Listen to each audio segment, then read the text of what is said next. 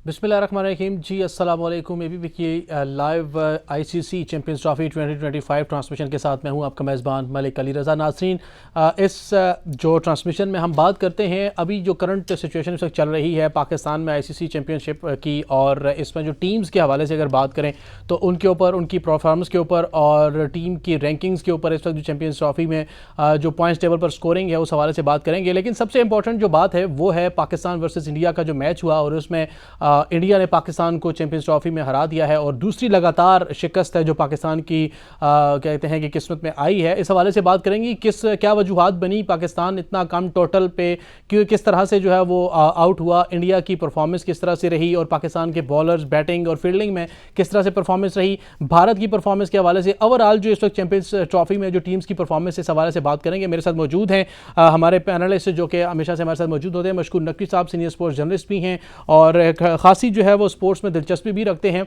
और इनसे बात करें क्योंकि हमारी जो लास्ट ट्रांसमिशन हुई थी उसमें प्रेडिक्शन में हमने जब कहा था तो बात यही हुई थी कि कौन जीतेगा, तो उस पर मशकूर नकवी साहब ने भी कहा था कि न्यूजीलैंड ही विन करेगा पाकिस्तान वर्सेस न्यूजीलैंड के मैच में।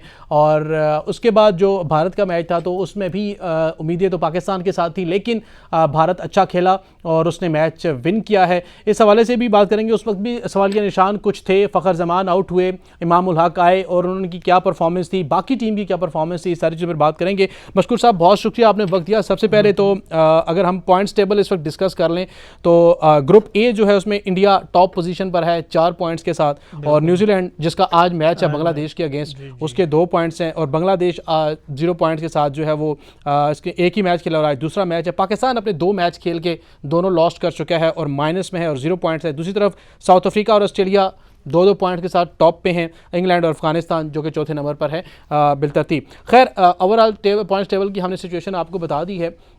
सबसे पहले कल के मैच पे आते हैं। जी बिल्कुल, बहुत बड़ा मैच था, दुबई में हुआ, एक न्यूट्रल वेन्यू पे हुआ, पाकिस्तान में नहीं हो सका। इंडिया और पाकिस्तान का मैच, सबसे बड़ी वजह क्या लगी कि पाकिस्तान की परफॉर्मेंस इतनी डाउन क्यों लगी आपको? क्या वजूहात थी?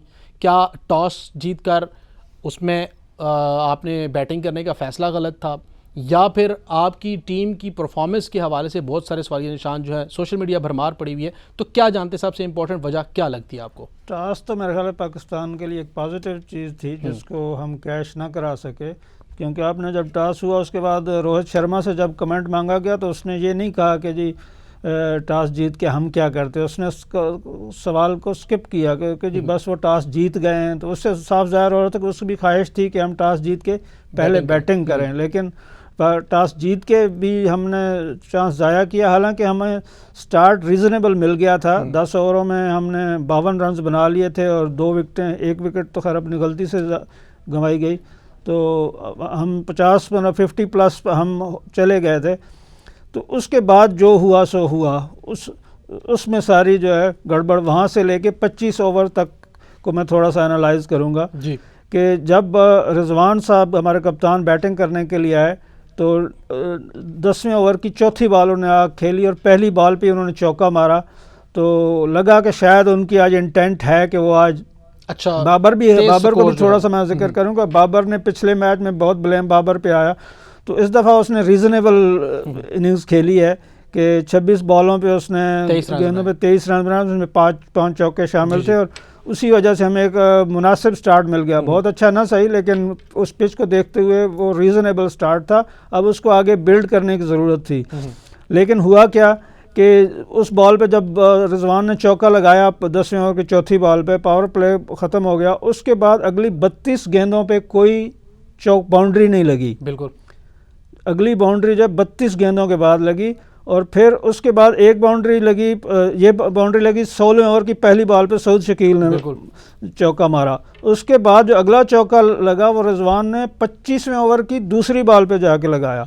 आप अंदाज़ा लगाएं कि अगले पूरे 15 ओवर, मतलब 10 से 24वें ओवर तक 14 ओवरों में सिर्फ 42 रन बने, सिर्फ 3 रन की एवरेज के साथ।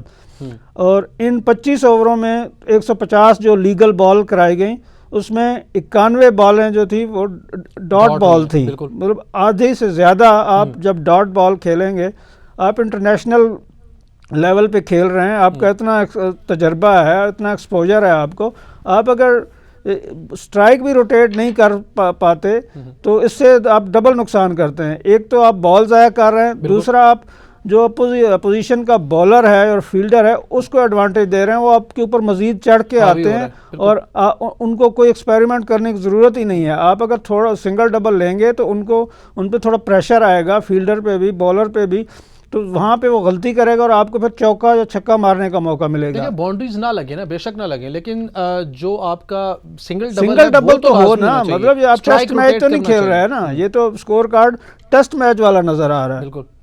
तो देखिए मशकूर साहब, हम बारहा ये बात कर चुके हैं, क्योंकि पिछले मैच में हमने परफॉर्मेंस देखी, बहुत सारे वीक पॉइंट्स के हवाले से बात भी की गई, और फिर बहुत सारी ऐसी चीज़ें हैं, तजर्बात हैं जो कि हम करते हैं, और इन तजर्बात से सीखने का नाम ही आपकी परफॉर्मेंस होती है। क्या वजह बनी कि आप इतना बड़ा मैच, पहला ही मैच हार गए और दूसरा मैच भी आप हार गए? तो क्या अंडर प्रेशर थी पाकिस्तानी टीम, या उस तरह से खुल के खेल नहीं सके, या इन्होंने कहा कि बहुत बड़ा मैच है जी, इंडिया के साथ मैच है, तो हम बस जो है ना वो इतना खुल के हम नहीं खेल सकते? एक तो हमारी टीम के साथ ये बैड लक हो गई कि हमारे 2 सुपरस्टार जो है उससे पहले सीरीज़ से पहले अनफिट हो गए। पहले साइम अयूब बिल्कुल अनफिट हुए, फिर उसके बाद फ़खर जमान का भी एक बड़ा एक सान्या था, मैं समझता हूँ, इस टीम के लिए। सही। तो बाकी हमारे पास जो अवेलेबल बैट्समैन थे उनमें कोई बदकिस्मती की बात है कि सिवाय बाबर भी मतलब बहुत तेज़ खेलने वाला नहीं है, लेकिन बाकी कोई ऐसे हिटर हमारे पास नहीं है हमारी टीम में। जैसे इंडिया में रोहित शर्मा है, या न्यूजीलैंड के प्लेयर्स हैं, ऑस्ट्रेलिया में ट्रेविस हेड है, इस तरह के हमारे पास जो नेचुरल स्ट्रोक प्लेयर और हार्ड हिटर जो हैं उसकी बड़ी कमी है, इसमें कोई शक नहीं है। तो उसका डिसएडवांटेज हमें डेफिनेटली हुआ है। और टीम की स्ट्रेटजीज़ भी, हम पहले मैच की गलतियों से कोई ख़ास सबक मेरा ख्याल है हम सीख नहीं सके। सही। क्योंकि हमने वही गलतियां दूसरे मैच में भी दोहराई। तो इस मैच में जब आप स्कोर ही आपके पास इतना थोड़ा है तो बॉलिंग पे तो मेरा ख्याल है ब्लेम बनता ही नहीं है। हम बैटिंग में ही, बल्कि पहले 25 ओवर में हम मैच हार चुके थे, जो मेरा ज़ाती ख्याल है। सही।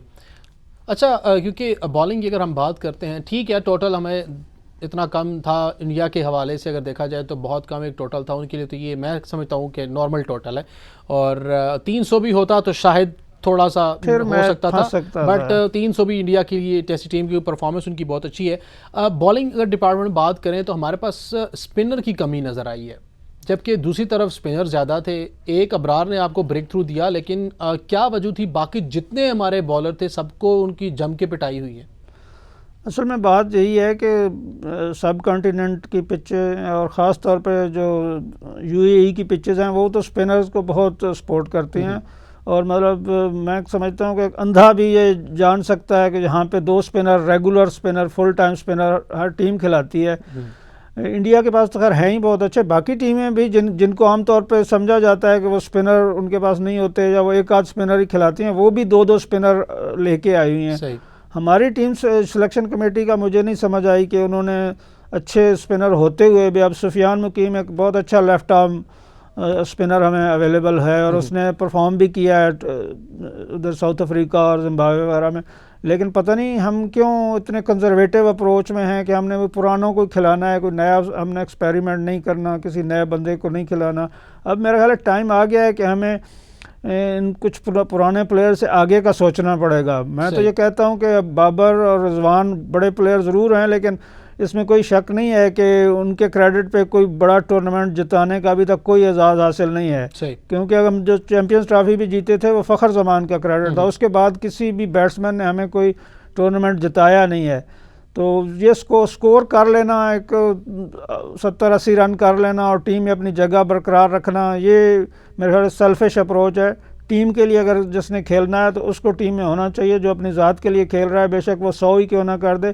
तो आपके सामने है केवन पीटरसन की एग्जांपल आपके सामने है कि वो कितना बड़ा प्लेयर था, लेकिन इंग्लैंड की मैनेजमेंट ने अपनी टीम के मफाद में उसको बाहर बिठा दिया और उसके बाद उसने 3 सेंचुरी भी की, लेकिन उसको उन्होंने वापस नहीं आने दिया।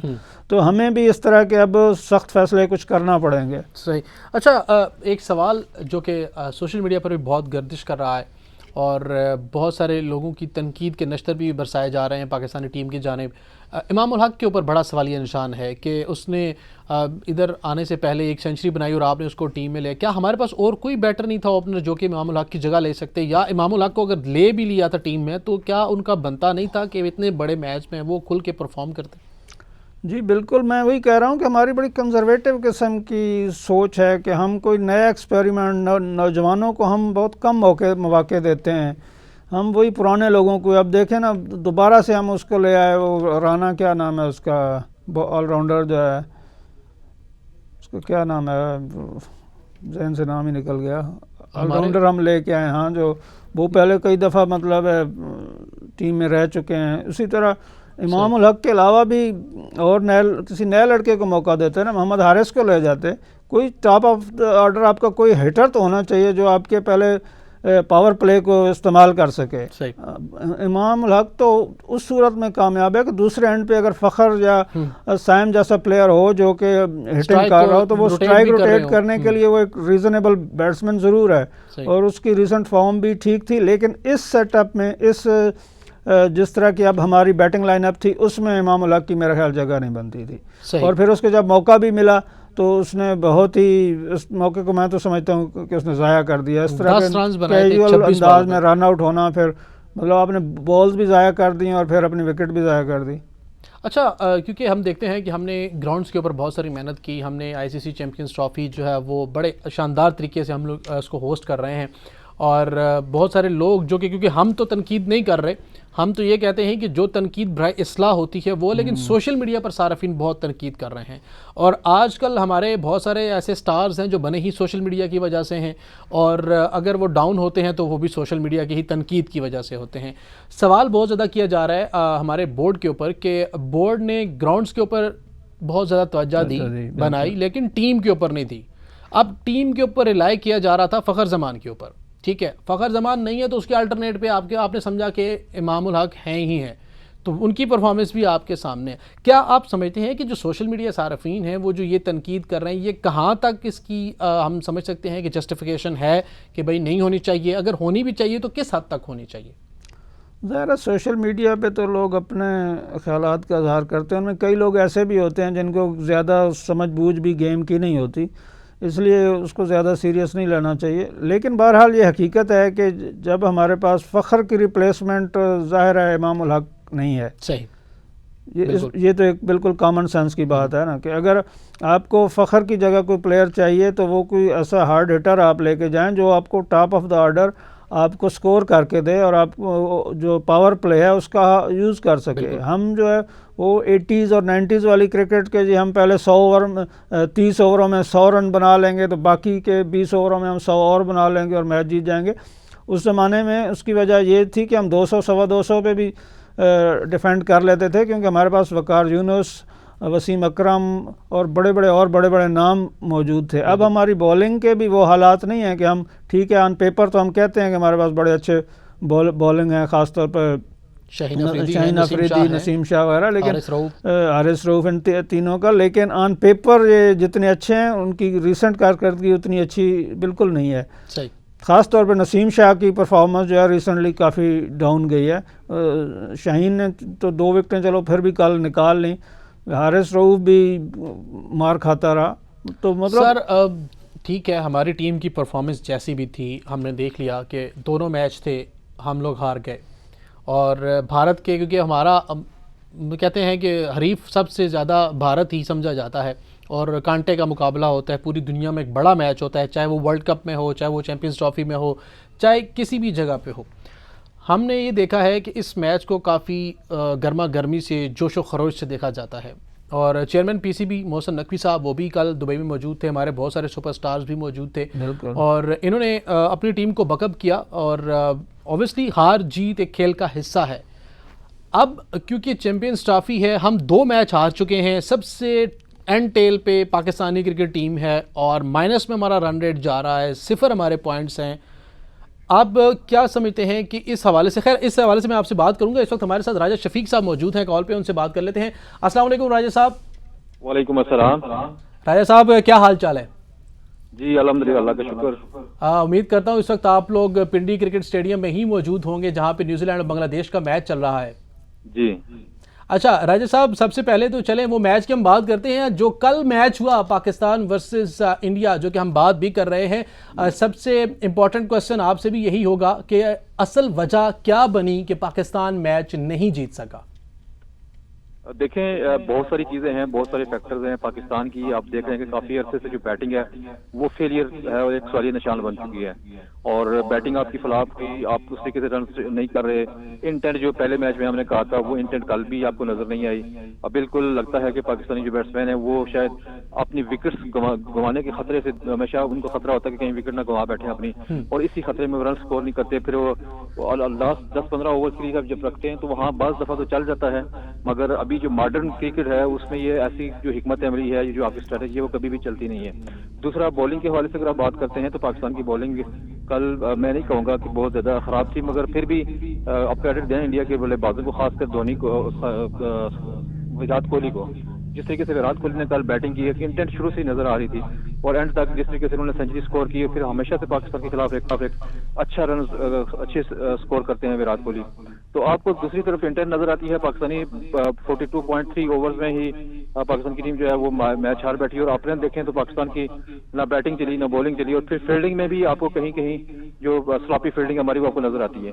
तो बहुत सारे फैक्टर्स हैं जिन्होंने कंट्रीब्यूट किया। और फिर एक जो फेलियर है जो हम बार बार बात करते हैं कि हमारे हमेशा समझ नहीं आती कि डोमेस्टिक में हमारे जो मोहम्मद रिजवान हो या बाबर आजम हो वो अच्छी कैप्टनसी कर लेते हैं, मगर जब वो इंटरनेशनल लेवल पे पहुंचते हैं तो कल बिल्कुल आपको कहीं हिकमत अमली नजर नहीं आई। एक जो लीडरशिप क्वालिटीज होती हैं वो हम कहते हैं कि मौजूद तो हैं और मोहम्मद रिजवान में, मगर उनका इजहार करते हुए हमें दिखाई नहीं देते। सही। अच्छा शफीक साहब, एक जो नॉर्मल हम देखते हैं कि हम जब ग्राउंड दुबई क्रिकेट स्टेडियम की बात करें, अभी थोड़ी देर पहले मशकूर साहब ने कहा था वहाँ पर कम से कम 2 स्पिनर हमें प्रॉपर लेके जाने चाहिए और हर टीम यही करती है। तो कल क्या वजह थी कि हमारे पास स्पिन डिपार्टमेंट में सिवाय इब्रार के और कोई ऑप्शन ही नहीं था, या फिर अगर हमने इस्तेमाल नहीं किया? और बाकी दूसरी तरफ देखें तो भारत ने जो है वो बड़े अच्छे तरीके से पाकिस्तान को जो है ना टैकल किया। तो आप क्या समझते हैं कि क्या इस वजह से भी हमारी थोड़ा सा फेलियर हमें नजर आता है?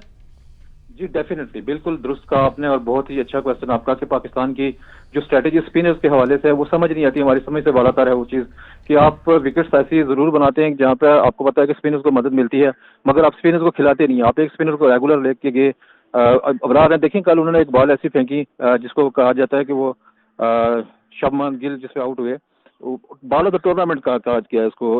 आईसीसी ने अपनी वेबसाइट पे अपलोड किया इसको और कहा कि that was the ball of the tournament. इतनी जबरदस्त बॉलिंग उनकी तरफ से भी देखने में आई, और उनसे अच्छी बॉलिंग उनकी तरह भी करते हैं। पाकिस्तान के पास और भी अच्छे स्पिनर्स हैं। इस हवाले से गौर फिक्र करने की जरूरत है कि हम क्यों स्पिन डिपार्टमेंट को, हमने बहुत अच्छे से देखा कि वो निगलेक्ट था, मगर आपके पास अब अच्छे स्पिनर्स भी आना शुरू हो गए, मगर उनको फिर आप चांसेस नहीं देते। क्वेश्चन आपसे करूंगा क्योंकि आप लोग मैच में मौजूद हैं इस वक्त, वहां पे ग्राउंड की सिचुएशन भी थोड़ा सा बता दीजिएगा। साथ एक क्वेश्चन ये है कि अब पाकिस्तान चैंपियंस ट्रॉफी टूर्नामेंट में आप क्या समझते हैं कितने % चांस हैं कि वो आगे सस्टेन किया जा सकता है, या चांस खत्म हो चुके हैं? देखिए, चांस तो आपको हमेशा, हम बात करते हैं हमेशा इफ एंड बट्स, हम देखते रहते हैं कि कहाँ पर पाकिस्तान का चांस बनेगा, यूं हो जाए फलाने को फलाना हरा दे तो ऐसे हो जाएगा, फिर पाकिस्तान के चांसेस बनेंगे। जो जैसे 92 का जो वर्ल्ड कप पाकिस्तान ने जीता था उस वक्त भी इसी तरीके की सिचुएशन एक बन गई थी, मगर फिर हम हमेशा से उसके बाद तैयार बैठे होते हैं कि ऐसी सिचुएशन कोई क्रिएट हो, और हम दुआओं के साथ, दुआएं देखें हमेशा पाकिस्तानी कौम की जो है वो अपनी टीम के साथ होती हैं, दुआ भी करते हैं, मगर सिर्फ दुआ से काम नहीं चलता, दवा भी करनी पड़ती है। तो वो इस वजह से कोई आप अगर बात करते हैं तो मुझे नहीं लगता कि पाकिस्तान के अब बहुत ज्यादा चांसेस हैं। आप किसी मौजे का इंतजार आप जरूर कर सकते हैं, कोई मौजा हो जाए तो पाकिस्तान की टीम पहुंचे, अदरवाइज बहुत मुश्किल, ऑलमोस्ट इम्पॉसिबल हो गया। सही। इस वक्त रावलपिंडी क्रिकेट स्टेडियम की अगर हम बात करें, कैसा जोशो खरोश है वहां पे, क्योंकि पहला मैच है रावलपिंडी में, तो आप क्या समझते हैं इस वक्त शायकीन क्रिकेट का कैसा जोश और वलवला है? देखें, शौकीन क्रिकेट की अगर बात करते हैं तो दुनिया भर में पाकिस्तानी जो शौकीन है वो अपना सानी नहीं रखते। पाकिस्तानी शौकीन आपको यूए की पिचेस ग्राउंड्स में नजर आए, आपको ऑस्ट्रेलिया में उनको देख लें, आप इंग्लैंड में देख लें, थोड़े भी होंगे तो जोश और जज्बा हमेशा से हमारा निराला रहा है और हमेशा से उसका इजहार करते हुए नजर आते हैं। और फिर बड़ा डिसेंट क्राउड होता है पाकिस्तान का। हमेशा से आपने देखा कि बाज़ दफा ऐसे होता है, हम देखते हैं कि पाकिस्तान की टीम अगर किसी दूसरी टीम मुल्क के दौरे पे गई तो बहुत ज्यादा उस तरीके से बैकअप नहीं किया जाता जिस तरीके से अपनी टीम को किया जाता है। मगर पाकिस्तानियों की, यहाँ पाकिस्तान की टीम का मैच तो नहीं है, लेकिन हमेशा से पाकिस्तान की टीम के अगर मैच भी होगा तो अपोनेंट भी कोई है तो उसको भी वो दाद देते हैं पाकिस्तानी शायकीन, और अपना स्थान ही नहीं रखते पूरी दुनिया में। ओबियसली पाकिस्तान इस वक्त मेज़बान है और हर टीम को उसने वेलकम किया है और बड़े अच्छे तरीके से वेलकम किया जा रहा है। बहुत शुक्रिया राजा साहब, आपने हमें वक्त दिया। इंशाल्लाह नेक्स्ट ट्रांसमिशन आपसे फिर रब्ता करेंगे और आपके तज़किये और तबसरों से नाज़रीन को महसूस करेंगे। इस वक्त अगर हम करंट मैच की मशकूर साहब बात करते हैं तो बांग्लादेश वर्सेस न्यूजीलैंड, जो कि न्यूजीलैंड ने टॉस जीता और पहले बॉलिंग का फैसला किया है और इस वक्त तकरीबन 6 ओवरों का खेल मुकम्मल हो चुका है। 5.4 ओवर्स हो चुके हैं और 24 रन्स बनाए हैं बांग्लादेश ने और 0 आउट है, कोई आउट नहीं हुआ अभी तक।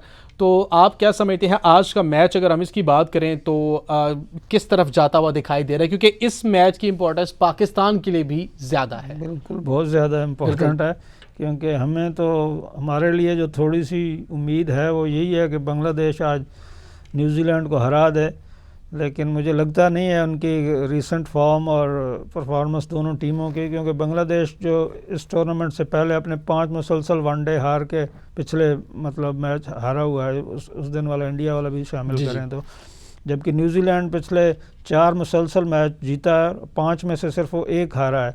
उनका कम्बिनेशन भी आप देख लें कि बड़ा ज़बरदस्त चल रहा है। आज हालांकि डेरिल मिचेल नहीं खेल रहा है, लेकिन उससे कोई ख़ास फ़र्क नहीं पड़ना, क्योंकि उन्होंने रविंद्रा को उनकी जगह ले लिया है। सही। तो दोनों टीमों में से 2-2 चेंजेस हैं। श्रीलंका ने न्यूजीलैंड और बांग्लादेश, सॉरी हाँ, बांग्लादेश ने आज महमूदुल्लाह को और नाहिद राना को लेकर आए हैं। अच्छा। सुमैया सरकार और तंजीम हसन की जगह, जबकि न्यूजीलैंड डेरिल मिचेल की जगह रविंद्रा और नेथन स्मिथ की जगह जेमिसन को लेकर आए हैं, जो कि रिप्लेसमेंट थी उसके, क्या नाम है उसका, उनका बॉलर अभी अनफिट हुआ था, न्यूजीलैंड के जो बॉलर थे। हाँ अभी सही। अच्छा चलें, खैर ये तो ओवरऑल हम देखते हैं कि इन दोनों टीम्स का मैच जो है वो चल रहा है और अच्छी परफॉर्मेंस है इस वक्त, क्योंकि 24 पे उनका कोई आउट नहीं है और 6 ओवर गुजर चुके हैं। अगर ओवरऑल हम बात करें इस मैच के हवाले से, तो अभी क्योंकि बांग्लादेश पहले बैटिंग कर रहा है, तो एक्सपेक्टेड स्कोर क्या आप समझते हैं आज जो न्यूजीलैंड को पढ़ना है बांग्लादेश की जानिब से? मेरा ख्याल है कि 250 प्लस ही करें तो फिर ही कुछ बंगाली उम्मीद कर सकते हैं कि कोई फाइट दे सकें, वरना जिस तरह की बैटिंग लाइनअप है न्यूजीलैंड की, तो वो तो बहुत ही एग्रेसिव गेम खेलने वाले हैं इस वक्त। मतलब सबसे जो बेहतरीन टीम खेल रही है मैं समझता हूँ, जिसका फुल रिदम बना हुआ है, वो न्यूजीलैंड टॉप पे है। अच्छा। ऑस्ट्रेलिया में बहुत अच्छा खेला इंग्लैंड के अगेंस्ट, इसमें कोई शक नहीं है, लेकिन इनके जो पिछले कई मैचों से इनका ये रिदम है। जो ट्राई नेशन में भी आपने देखा कि कैसे उन्होंने पाकिस्तान को भी हराया, साउथ अफ्रीका को भी हराया, फिर फाइनल में पाकिस्तान को भी हराया और बड़े अच्छे मार्जिन से वो मैचेस जीत रहे हैं।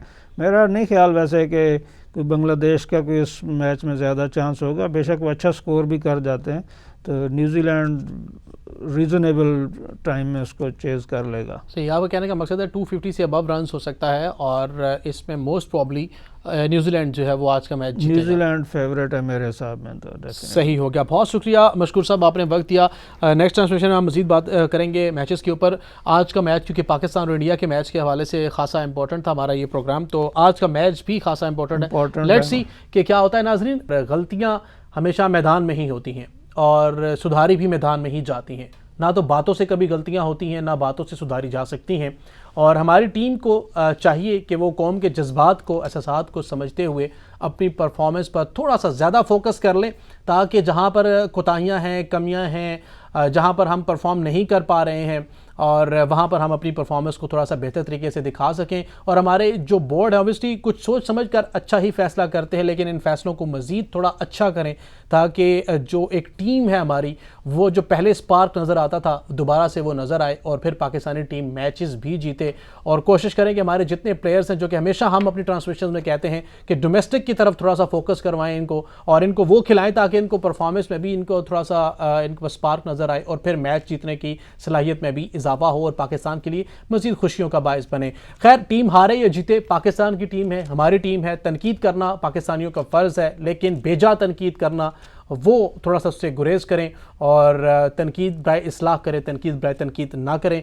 हमारे सारे प्लेयर हमारे अपने हैं, बाबर आजम हो, मोहम्मद रिजवान हो, शाहीन अफरीदी हो, नसीम शाह हो, खुशदिल शाह हो, या सलमान अली आगा हो, या फ़खर जमान हो, या इमामुल हक हो, सब प्लेयर अपने हैं और इन सब की सपोर्ट करना हम सब का एज अ पाकिस्तानी होने का फ़र्ज़ है कि हम इनकी सपोर्ट करें, और चाहे वो अच्छी परफॉर्मेंस दें चाहे ना दें। खैर, पाकिस्तान ICC चैम्पियंस ट्रॉफी 2025 की मेज़बानी बड़े अच्छे तरीके से कर रहा है, इसकी तो दाद देनी पड़ेगी। और फिर हाजिर होंगे नेक्स्ट ट्रांसमिशन में और मज़ीद मैचेस के ऊपर भी बात करेंगे, नए जो होने वाले मैचेस हैं उन पर भी बात करेंगे और बाकी ओवरऑल टूर्नामेंट की सिचुएशंस के हवाले से भी बात करेंगे। अब तक के लिए इतना ही। अपने मेज़बान मलिक अली रज़ा को देंगे इजाज़त। अल्लाह हाफ़िज़। पाकिस्तान जिंदाबाद।